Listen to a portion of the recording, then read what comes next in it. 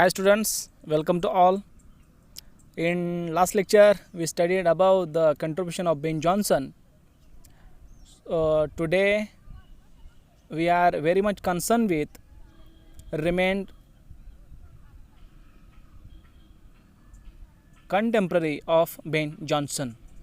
First one is Thomas Middleton. Thomas Middleton stands with John Fletcher. Ben Jonson among the most successful and prolific of the playwrights is during Jacobean period. He is equally successful in comedy and tragedy.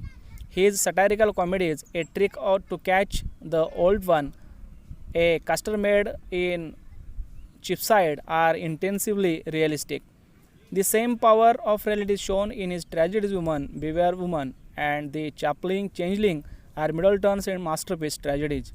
Woman Beware Woman takes place in Italy and deals with the life of the famous Italian courtesan. Changeling is a powerful play that deals with beautiful but fickle minded girl. His play, which is remembered more for its resemblance with Shakespeare's Macbeth. Second one is Thomas Dekker.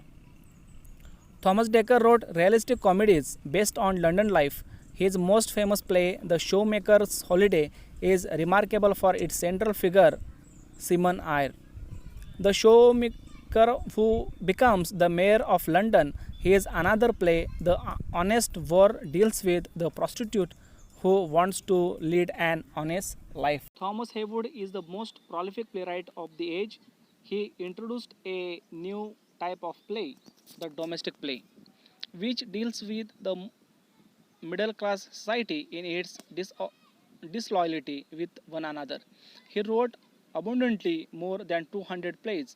Only famous of these, A Woman Killed with Kindness, which is a realistic tragedy of domestic life. This is a tragic story of a good wife who succumbs to a temptation in a moment of weakness. The husband punishes her with his kindness, revelation of her husband's noble nature. She feels spiritual agony and ultimately dies in her repentance.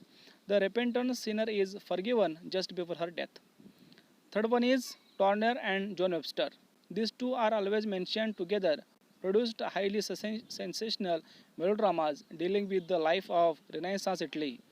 Turner's two plays, The Revenge Tragedy and The Atheist Tragedy, are gloomy melodramas set in Italy. They are revenge tragedies modeled on Senecan tragedy. John Webster is the greatest post-Elizabeth playwright. As far as his tragedies are concerned, his famous plays, The White Devil and The Duchess of Malfi, are powerful, sensational melodramas which display the tragic power which is next only to Shakespeare's. Next one, Beaumont and Fletcher. Beaumont and Fletcher were a popular pair who collaboratively produced 52 plays.